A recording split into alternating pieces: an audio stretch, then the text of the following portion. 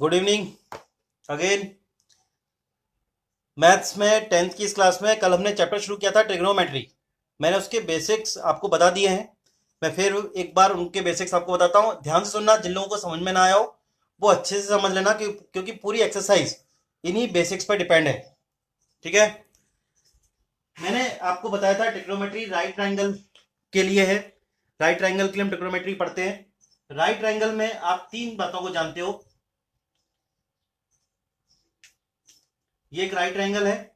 इस right triangle में आपने नाम दिया ए बी सी, ट्रायंगल को नाम दे दिया। यहां पर ये 90 डिग्री का है, तो एक एंगल 90 डिग्री का होता ही है राइट ट्रायंगल में। बाकी दो जो एक्यूट एंगल होते हैं, इन्हीं दोनों एक्यूट एंगल पर डिपेंड करता है परपेंडिकुलर और बेस। ठीक है ना। परपेंडिकुलर और बेस को आइडेंटिफाई करते हैं इन एक्यूट एंगल पे। अगर एक्यूट एंगल सी लिया जाए, एक्यूट एंगल, जिन जिनको प्रॉब्लम थी ध्यान समझ लेना। एक्यूट एंगल अगर सी लें हम, इस एंगल की बात करें, तो इसके सामने वाली साइड मतलब ए बी क्या हो जाएगा, परपेंडिकुलर। तो फिर रिमेनिंग साइड बी सी क्या होगी, बेस हो जाएगा। अगर हमने एंगल ए ले लिया तो ए के सामने वाली साइड बी सी क्या हो जाएगा, परपेंडिकुलर, और बेस क्या हो जाएगा, ए बी। ये दो बहुत इंपॉर्टेंट चीज, इनको आपको समझना है।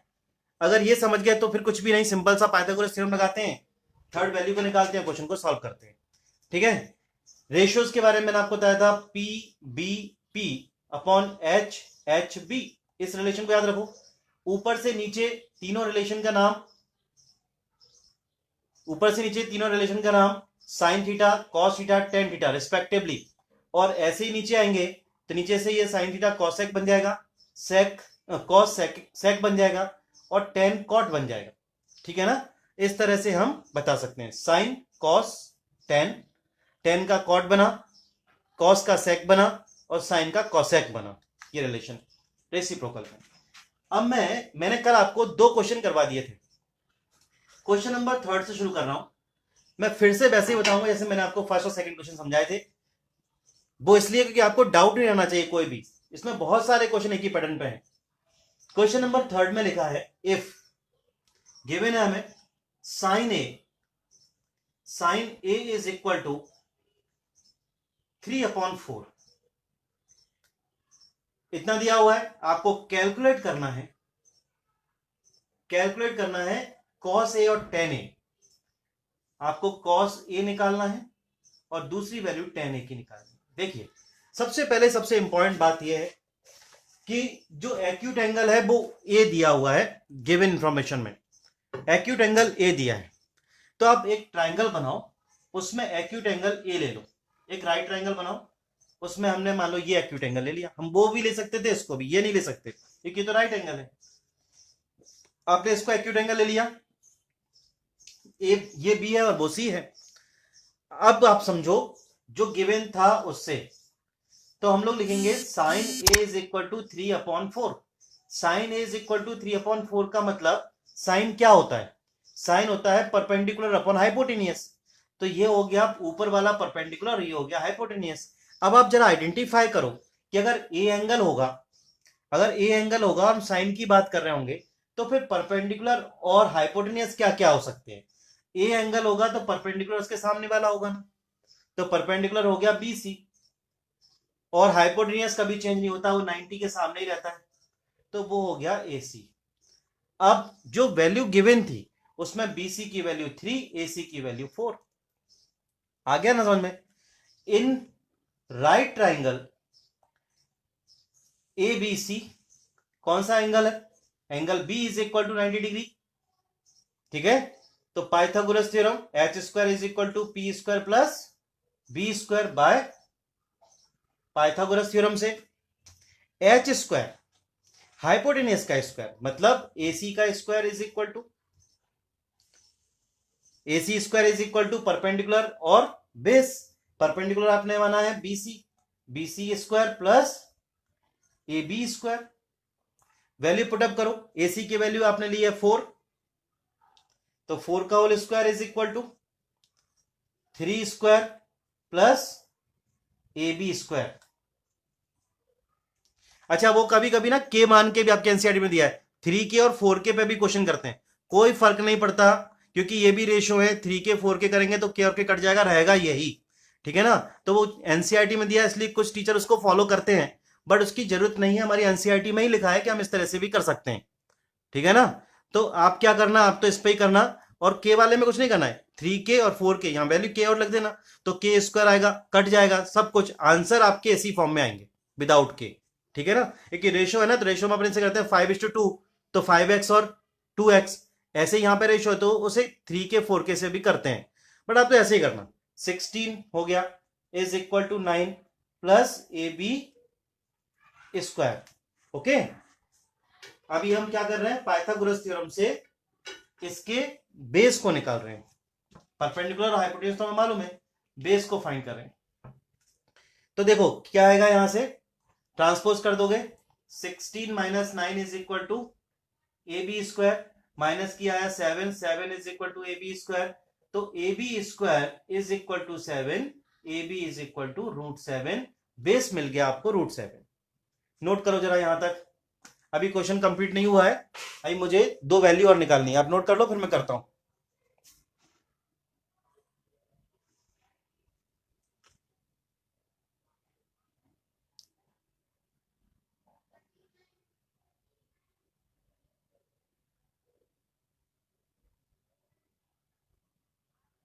हो जाए नोट तो बताना, अभी समझ में आ रहा है सबको इतना।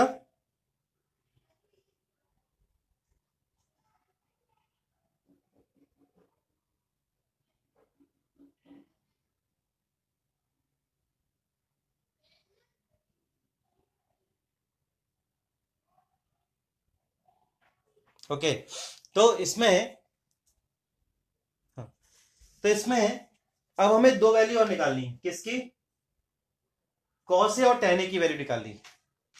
कॉस ए, कॉस ए, आप सबसे पहले देखो कि कॉस क्या होता है, कॉस होता है B/H, जो ट्राइंगल मैंने बनाया था अभी ABC,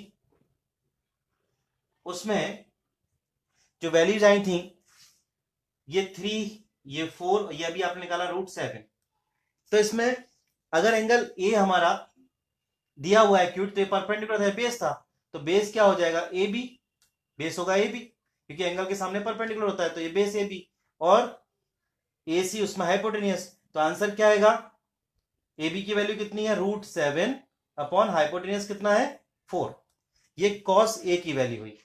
अब हमें निकालना है tan A, तो tan A is equal to P/B, perpendicular कितना BC, बेस कितना AB, आंसर क्या आएगा, BC की वैल्यू कितनी है 3 और अपॉन √7।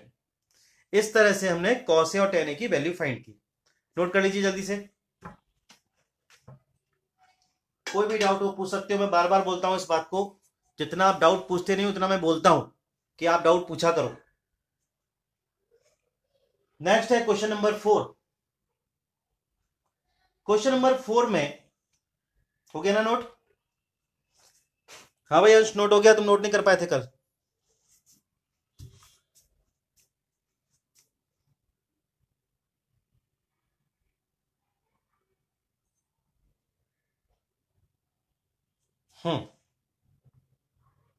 चलिए क्वेश्चन नंबर 4, क्वेश्चन नंबर 4 में उसने हमें बोला है given 15 cot A is equal to 8, ये गिवन है, आपको 2 वैल्यू निकालनी है, किस किस की वैल्यू निकालनी है, एक निकालना है sin A की वैल्यू और दूसरी आपको फाइंड करनी है sec A की वैल्यू, ठीक है।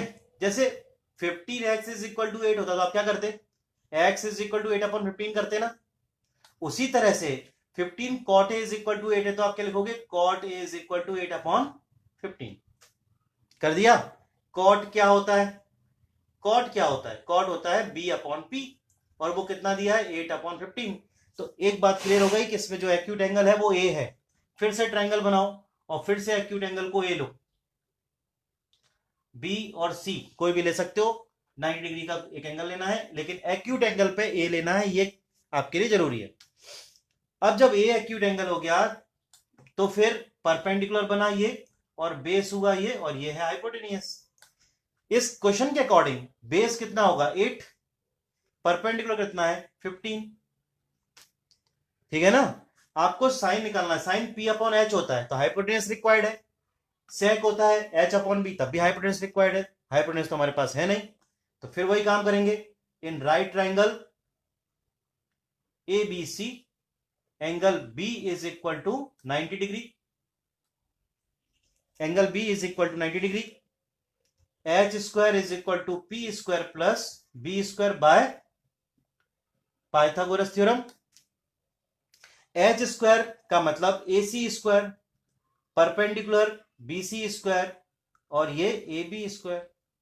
ए सी स्क्वायर आपको फाइंड करना है, बी सी की वैल्यू आपने कितनी लिखी है, बी सी की वैल्यू 15 का स्क्वायर प्लस 8 का स्क्वायर, 225 प्लस 64, 15 इंटू 15 225, 8 स्क्वायर 64, तो ए सी स्क्वायर इन दोनों का ऐड करोगे 289 होगा, तो ए C is equal to root में 289, ए सी इज इक्वल टू 17, ये ए सी की वैल्यू आई 17। समझे बात, कोई प्रॉब्लम तो नहीं इसमें। अब पहले आप इतना नोट करो क्योंकि अब हाइपोटेन्यूज आ गया है, अब हमें सिर्फ वैल्यूज फाइंड करनी है, नोट करिए।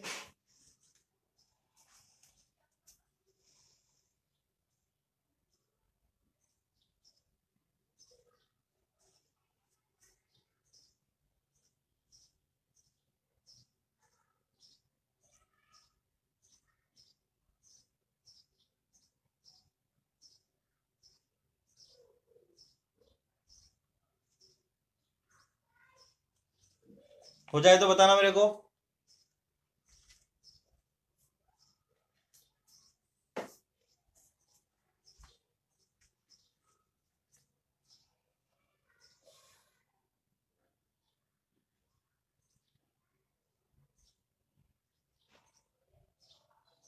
हो गया, चलिए आगे बढ़ते हैं। कौन सी वैल्यू निकालनी है, साइन ए और सेक ए। साइन ए, साइन क्या होता है, सबसे पहले साइन होता है पी अपॉन एच, फिर अगर एक्यूट एंगल ए है तो परपेंडिकुलर कहां होगा, ए के सामने, इस एंगल के सामने वाला बी सी अपॉन हाइपोटेनियस ए सी, बी सी कितना है 15, हाइपोटेनियस आपने अभी भी निकाला 17, तो 15 अपॉन 17 इसका आंसर आ गया, साइन ए की वैल्यू आ गई। अब सेक ए और फाइंड करना है, सेक ए क्या है, सेक होता है एच अपॉन बी, ये सब रिलेशन आपको याद हो जाना चाहिए, कब तक पीबीपी और एचएसपी में लगे रहोगे, ऐसे ही याद करो, 6 तो रिलेशंस हैं, तो इसने एच अपॉन बी, हाइपोटेनियस का मतलब ए सी, बेस का मतलब ए बी, तो कितना हो गया 17 अपॉन 8, ये दो वैल्यू आ गई, नोट करिए। अब क्वेश्चन कंप्लीट हो गया हमारा ये फोर्थ। इसी तरह का एक क्वेश्चन और करेंगे हम, क्वेश्चन नंबर 15, उसके बाद थोड़ा क्वेश्चन का पैटर्न चेंज है, फिर क्वेश्चन 7 से फिर ऐसे ही पैटर्न आ जाएगा, 6 थोड़ा सा अलग है। क्वेश्चन नंबर 5 करता हूं मैं, ठीक है।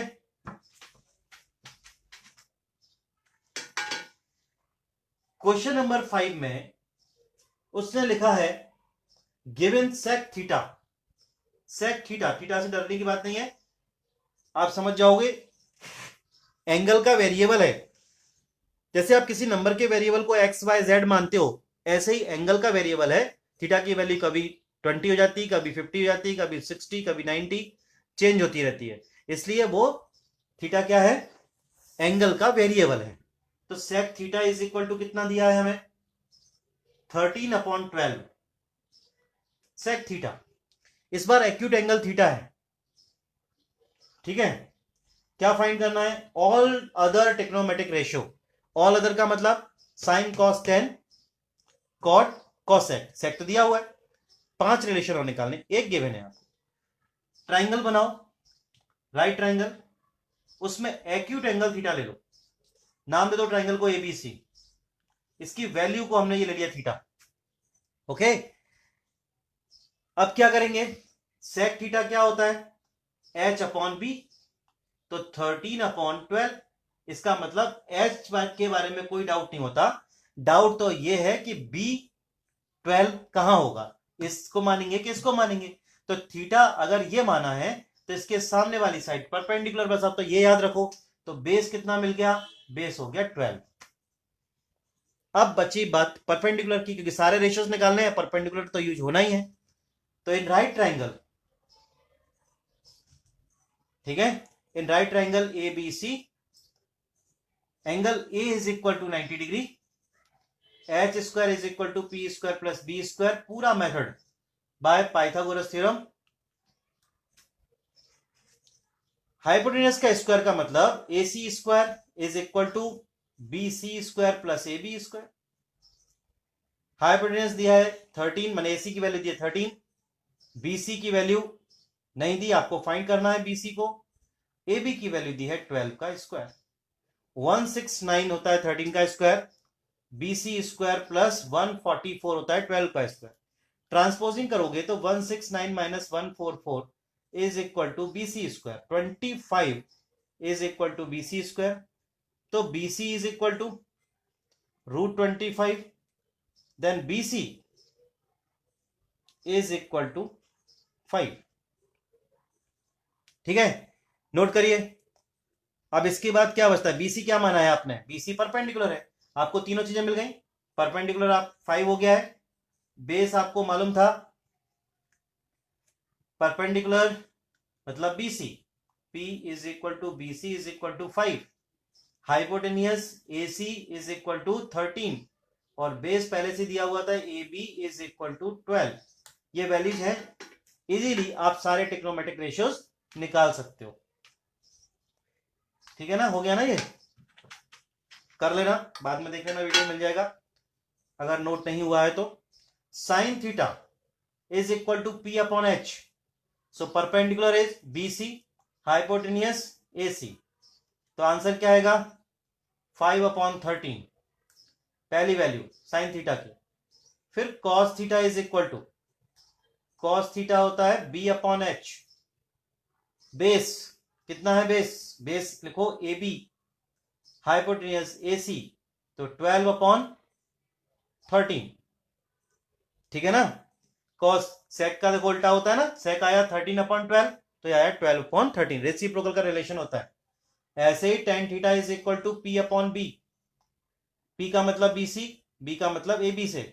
BC की वैल्यू कितनी है, BC की वैल्यू आपने निकाली 5, और AB की वैल्यू गिवन थी 12, तो 5.12। अब देखिए कॉट थीटा किसका रेसिप्रोकल होता है, 10 का, तो B upon P, AB upon BC लिखना। आप ऐसे ही पूरे मेथड में क्वेश्चन किया करो, कोई पॉइंट में भी नंबर ना काट सके, तभी तो बात है अपनी क्लास की। Cot theta is equal to B upon P, AB upon BC, AB की वैल्यू 12, BC की वैल्यू कितनी है 13। ठीक है ना, गलत बात, AB की वैल्यू कितनी, AB की वैल्यू 12, BC की वैल्यू 5, हो गया रेसिप्रोकल। अब नेक्स्ट वैल्यू 1 2 3 4 हो गया। सेक तो आपको दिया हुआ है, तो सेक तो आप लिख ही दो, ऑल लिखा है इसलिए लिख दो। तो सेक है B अपॉन है H अपॉन B, ठीक है, H अपॉन B का मतलब हाइपोटेनियस AC, बेस का मतलब AB, तो कितना आया 13 अपॉन 12। लास्ट बचा कॉसेक थीटा, कॉसेक थीटा का मतलब H अपॉन P, साइन का रेसिप्रोकल होता है, उल्टा होता है वो, तो लिखेंगे AC अपॉन BC, AC की वैल्यू कितनी है 13, BC की वैल्यू है 5। इस तरह से आपने ऑल ट्रिग्नोमेट्रिक रेशियोज लिख लिए, नोट कर लीजिए, यह है पूरा क्वेश्चन। अब पूछिए कोई प्रॉब्लम है तो, कोई भी डाउट, कोई प्रॉब्लम, क्योंकि मैं आपसे बार बार पूछता रहूंगा, ये वाली बात मैंने कहा था चैप्टर शुरू होते समय, ट्रिग्नोमेट्री में हमें कोई प्रॉब्लम आनी नहीं चाहिए किसी भी तरह से जिसमें लोग परेशान होते हैं।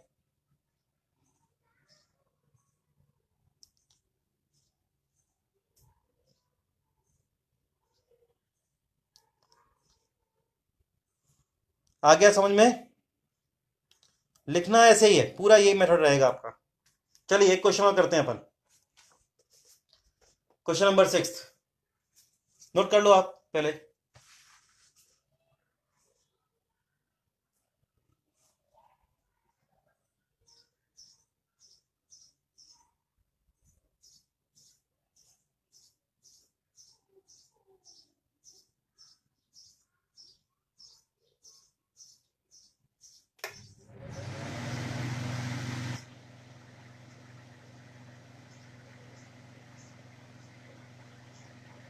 हो गया?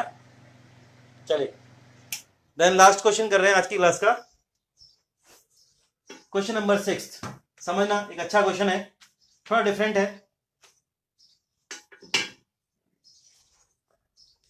क्वेश्चन में लिखा है angle A and angle B are acute angle, दोनों एंगल एक्यूट एंगल है ए और बी, तो एक एंगल 90 डिग्री का होगा, वो कौन सा होगा? अगर ए और बी इसके एक्यूट है तो तीसरा एंगल 90 डिग्री का है। ए और बी एक्यूट एंगल है, सी एंगल को 90 डिग्री का ले लिया। Angle A and angle B are acute angle such that cos A given है, गिवन में क्या है? Cos A is equal to cos B, ये गिवन है। शो करना है, टू प्रूव करना है आपको angle A is equal to angle B. ठीक है, प्रूफ गिवन दैट से स्टार्ट करेंगे। Cos A is equal to cos B, ये बात आपको गिवन है। कॉस ए, कॉस क्या होता है? कॉस होता है बी अपॉन एच। पहले मैं कॉस ए की बात कर लेता हूं, ठीक है? मैं अलग अलग दो वैल्यू लिखता हूं। कॉस ए का मतलब बी अपॉन एच। ध्यान सुनना, अगर एक्यूट एंगल आपने ए लिया है तो फिर बीसी परपेंडिकुलर होगा और एसी नीचे दिया हुआ है वो बेस हो जाएगा। सही बात है ना? एंगल अगर आपने एक्यूट एंगल ए लिया है तो इसके सामने वाला ये परपेंडिकुलर बन जाएगा। अभी हम कॉस ए की बात कर रहे हैं, इस एक्यूट एंगल की बात कर रहे हैं, तो बेस बन गया एसी, परपेंडिकुलर ये बेस ये, और हाइपोटेनियस, हाइपोटेनियस में कोई चेंज नहीं, वो ए बी का ए बी। ये आपने फर्स्ट वैल्यू निकाल दी। ऐसे ही आप कॉस बी की वैल्यू निकालो जरा। कॉस तो बी अपॉन एच होता है तो बी अपॉन एच ही रहेगा, लेकिन एक्यूट एंगल इस पर बी हो गया। जब एक्यूट एंगल बी हो गया है तो ये अब क्या बन गया? ये हो गया परपेंडिकुलर और ये हो गया बेस। ठीक है ना? तो आपको बेस की जगह क्या लिखना पड़ेगा? आप लिखोगे आप बीसी, और हाइपोटेनियस कभी चेंज होता नहीं है, तो हाइपोटेनियस क्या हो जाएगा? A B. ये आपका हुआ दूसरा रिलेशन। अकॉर्डिंग टू क्वेश्चन उसने क्या दिया है? From equation first and second, दोनों value cos A is equal to cos B, तो यहां लिखो कॉस ए की वैल्यू है A C upon A B, A C upon A B, और कॉस बी की value B C upon A B. देखो equal to का sign अगर बीच में हो, इस तरह के अपॉन की वैल्यू सेम हो या फिर ऊपर की सेम हो, तो आप कैंसिल कर देते हो, है ना? अगर आपको ये बात समझ में नहीं आ रही है तो क्रॉस मल्टीप्लिकेशन करो, तब भी कैंसिल ही होना है, तो आप यहीं पे इसको कैंसिल कर दो। क्या मिला आपको? A C is equal to B C. Note करो आप पहले इतना, मैं वैसे समझा देता हूं। A C equal to B C, A C is equal to B C, आपने रिलेशन निकाला। इस ट्राइंगल में अगर ए सी और बी सी इक्वल हो गए तो 9th क्लास में एक थ्योरम थी, angles opposite to equal sides are equal. Side equal कर दी आपने एसी और बीसी को, तो एसी के सामने एंगल है बी और बीसी के सामने एंगल है ए। तो if sides are equal then opposite angles are also equal. ठीक है ना? प्रॉपर्टी थी ना हमारे पास, angles opposite to equal sides are equal. उसी से हम क्या कर देंगे? एसी के सामने वाला एंगल बी इक्वल हो जाएगा बीसी के सामने वाले एंगल ए के। इतना करना है। मैं यहां लिख रहा हूं in triangle ABC AC is equal to BC, so angle A is equal to angle B, a property, because we know that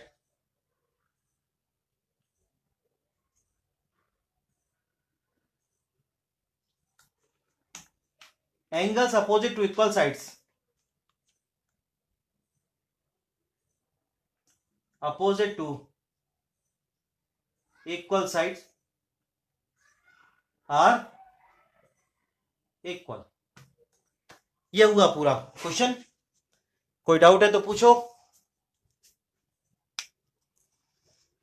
बात समझ में आई क्या?